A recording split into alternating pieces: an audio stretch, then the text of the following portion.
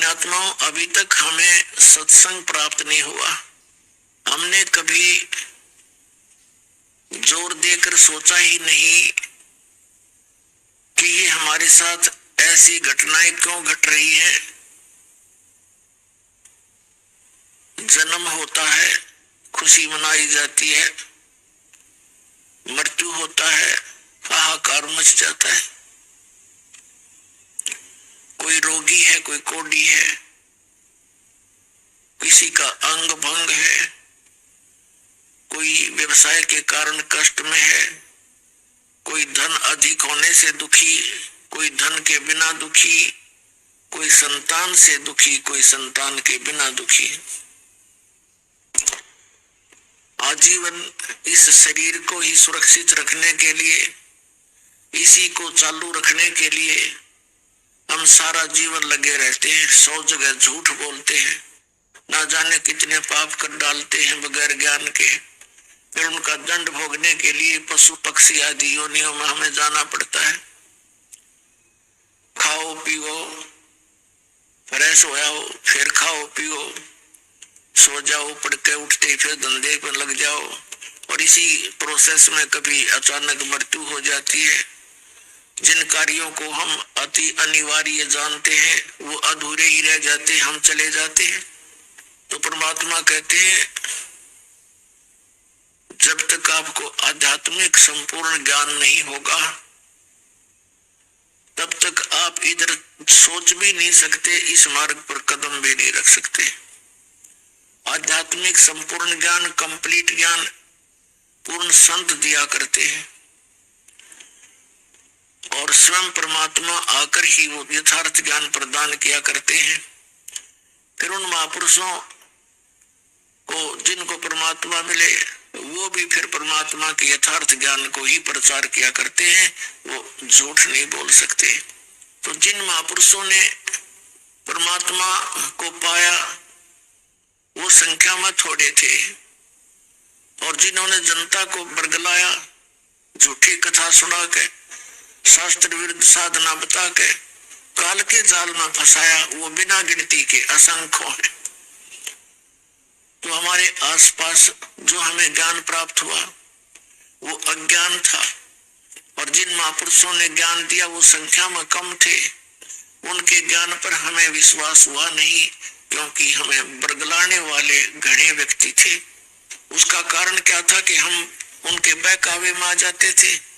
उसका कारण ये था कि हम अशिक्षित थे, और जिनको हम आचार्य, गुरु, ब्राह्मण, मंडलेश्वर, महर्षि माना करते थे वो संस्कृत भाषा अवश्य जानते थे, लेकिन उनको आध्यात्मिक ज्ञान नहीं था। एक भाषा विशेष के जान लेने से कोई महर्षि नहीं बन जाता, या कोई संत नहीं बन जाता, विद्वान नहीं बन जाता। कोई संस्कृत में विद्वान है तो इंग्लिश में वो अविद्वान है, उसको कख नहीं पता उसका। विद्वान कौन होता है? जिसको पूर्ण अध्यात्म ज्ञान है, चाहे वो अक्षर ज्ञान भी नहीं रखता। भाषा प्रथम है, लिपि बाद में बनी है, व्याकरण भी उसी से बनाई जाती है। तो पुण्यात्मा, आज आपको वो सुअवसर प्राप्त हुआ है जो कभी आपको असंख्यों युगों के बाद प्राप्त हुआ होगा। कौन सा सुअवसर? कि ये पिछली पीढ़ी का समय, ये परमात्मा के ठीक का समय, कलयुग का 5500 वर्ष बीत जाना, और इस अध्यात्म ज्ञान का और सतनाम का और सारनाम का सार्वजनिक करने का अवसर समय परमात्मा ने दिया है। और इस समय आपका मानो श्री, तो पुण्यात्माओं, आपके किस्मत का कोई पैमाना नहीं जिसे ना पी जा सके। आप कितने पुण्यकर्मी बनानी हो, लेकिन जो मार्ग आपको प्राप्त हुआ है इसके ऊपर अंतिम सांस तक दृढ़ रहना है। जरा सा भी गलती खा गए, चाहे अंतिम समय में भी आप इस मार्ग से विचलित हो गए, के जाल में रह जाओगे। लेकिन आपका किया हुआ ये भक्ति क्रम, सिमरण, सेवादान, ये आपके साथ रहेगा। लेकिन वो साथ तो रहेगा और वो आपको यह संसारिक काल का सुख भी अत्यधिक प्रदान कर देगा। लेकिन लाभ क्या हुआ उससे?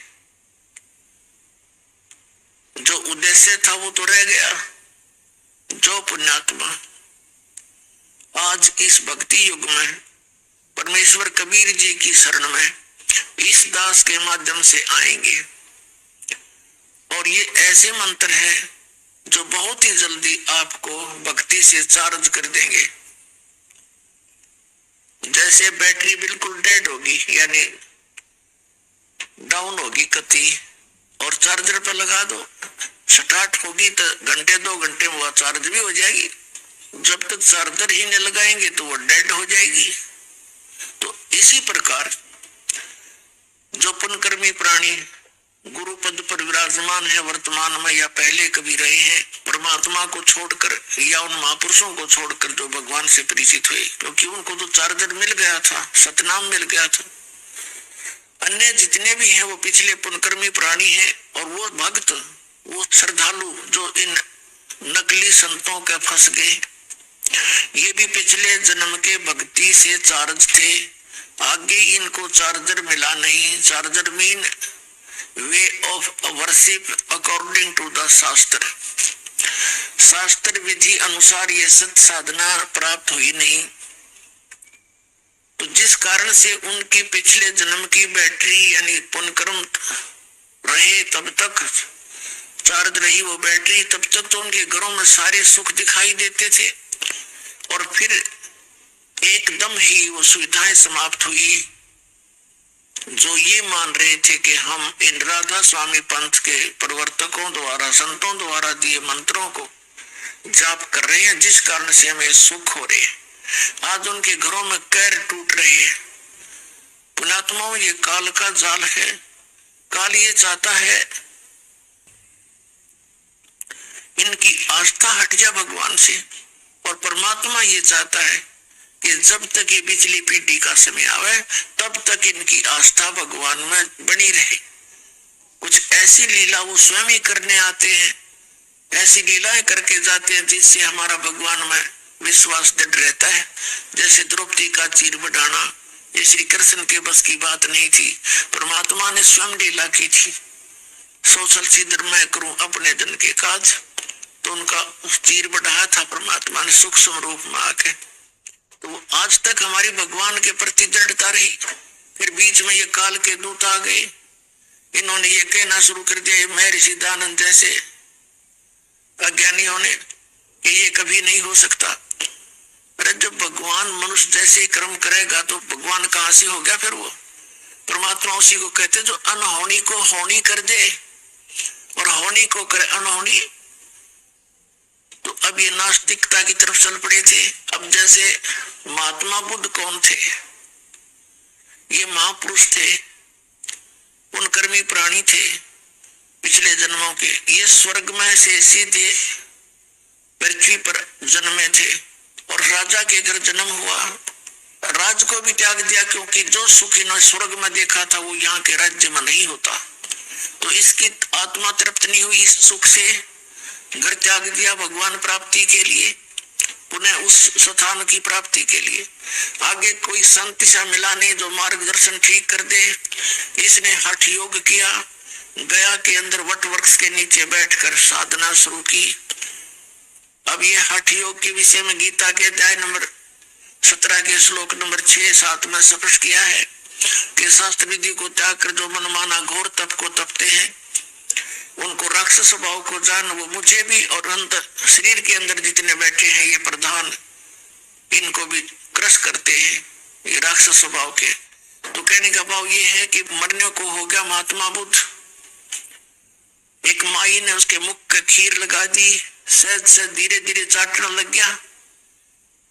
अगले दिन उसने अच्छी खीर खाई, धीरे धीरे फिर वो शरीर स्वस्थ हुआ, चार्ज हुआ उसका शरीर, अन्न के बिना वो कंठी कंडम हो गया था।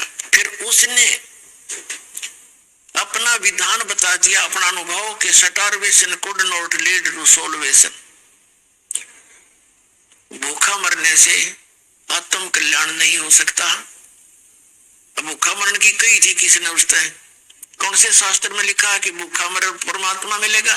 आप पैदा हठी योग करें, बकवाद करें, शास्त्र विधि त्याग कर साधनाएं करें, फिर उनसे कुछ मिलना ही नहीं, फिर अपने अनुभव बताने लग जाते हैं। श्रीमद् भगवद गीता अध्याय नंबर 6 के श्लोक नंबर 16 में कहा कि अर्जुन, ये योग अर्थात भक्ति न तो अधिक खाने वाले की और न बिल्कुल न खाने वाले की, ये अन्न त्याग दे निराहार रह करके व्रत रखते हैं, और ना गणित जागने वाले की और ना अधिक सोने वाले की कभी सफल नहीं होती, सफल नहीं होती। तो जो हमारे सदग्रंथ हमें गाइडलाइन कर रहे हैं, इनका इनको कख पता नहीं था, तो फिर क्या होता है? ये पुण्यकर्मी प्राणी था पिछले जन्म का, इसकी वचन में भी शक्ति थी, और जिस कारण से इसने अपने ऐसा विधान बना दिया जो आम जनता को पसंद था, और लाखों लोग इसके पीछे अनुयायी बन गए महात्मा बुद्ध के। और जो दीक्षा महात्मा बुद्ध देता था वो शास्त्र विधि त्याग का मनमाना आचरण था, जिस कारण से महात्मा बुद्ध के अनुयायियों को आध्यात्मिक लाभ कोई नहीं हुआ। कुछ वर्षों के बाद, क्योंकि पहले तो सभी भगवान को चाहने वाले व्यक्ति थे, धीरे धीरे नष्ट तीसरी चौथी पांचवी छठी पीढ़ी में जाकर के, पहले तो पुण्यकर्मी प्राणी थे उसके अनुयायी, उनको अपने आप पिछले संस्कारों से लाभ होता रहा। वो सोचते रहे कि जो हमारे गुरुजी ने हमें साधना बताई है इससे हमें लाभ हो रहा है। आगे चलकर उन्हीं साधना के करने वाली अगली पीढ़ियों को कोई लाभ नहीं हुआ, तो अंत में नास्तिक बन गए। ये कुछ नहीं होता भगवान की भक्ति से, क्योंकि उनकी भक्ति ठीक नहीं था। होगा कैसे? जिस कारण से पूरा चीन, जो विश्व की लगभग आधी आबादी बताते हैं, वो सारा नास्तिक हो गया, कम्युनिस्ट कहने लग गया अपने आप में, भगवान से दूर आदमी। और जो ये कहता है कि कुछ भी नहीं है, परमात्मा कुछ नहीं है, अपने आप सृष्टि बनती है, नर्मदा से उत्पन्न होती है, इसके विषय में गीता जी में लिखा है 17वें अध्याय के 4, 5, 6 श्लोक के अंदर और 10, 11 के अंदर, कि जो व्यक्ति ये कहता कि भगवान नहीं है और ये नर्मदा से उत्पन्न होती है सृष्टि, वो उसके विषय में लिखा कि वो नास्तिक और संसार का नाश करने के लिए पृथ्वी पर जन्मा है। वो ऐसे निकम्मे आदमी बताए। तो पुण्यात्माओं, अब यही चाल काल ने चाल रखी है। ये निरंकारी पंथ और एक यू ब्रह्मा कुमारी पंथ, एक यू राधा स्वामी और सच्चा सौदा सिरसा वालों का पंथ, जय गुरुदेव पंथ, जनोद भिवानी वाले का पंथ, राधा स्वामी एक का कुएं का जल है सारा। ये काल के सुनियोजित जाल है। पुण्यात्माओं, इस दास ने 1994 से लेकर आज 2012 होगी, 18 वर्ष हो गए गला पड़ाते ने। और बूंदा अच्छा कहे मुझे, मैं सच्चा ज्ञान बताऊं, मुझे बुरा कहे, और मुश्किल से 10-1 लाख व्यक्ति हुए होंगे। और वहां देखो भगवान करोड़ों की संख्या में, क्योंकि वहां तो काल का भाव है, इतने जाओ, काल प्रेरित करके भेजता है ना, वहां ले लो नाम, वहां सब ठीक है। अब ये दास गांव गांव में सत्संग करने जाता था। अब सत्संग तो सुनते हमारा इस दास का, पर सत्संग सुनने के बाद आत्मा बेचैन हो जाती है, तरफ उठती है भगवान के लिए। जब नाम की कहते कि दीक्षा ले लो, फिर क्या कहते ना, दीक्षा तो हम कहीं और से लेंगे, बड़े गुरुओं से। वो बड़े गुरु कौन? राधा स्वामी वाले, वहां लाखों व्यक्ति जाते हैं, आपके पास तो 50 व्यक्ति सत्संग सुनने आ रहे हैं। शुरू की बातें भाई बड़ा काल ने बड़ा काम करे। तो अब सत्संग सुने हमारा और नाम ले वो सच्चा सौदा का जाकर सिरसा के। और फिर दूसरा कारण क्या था कि हम सभी बुराई छुड़वाते हैं, बीड़ी, शराब, मांस, तम्बाकू, हुक्का, सिगरेट और अन्य जो भक्ति बाधक हमारी रीतियां हैं वो भी नहीं हमने कर दी। तो वो क्या कहते हैं, बीड़ी तो नहीं छूटा है। कोई कहता भी मैंने जगत गुरु संत रामपाल जी महाराज की वीडियो को लाइक और चैनल को सब्सक्राइब करें।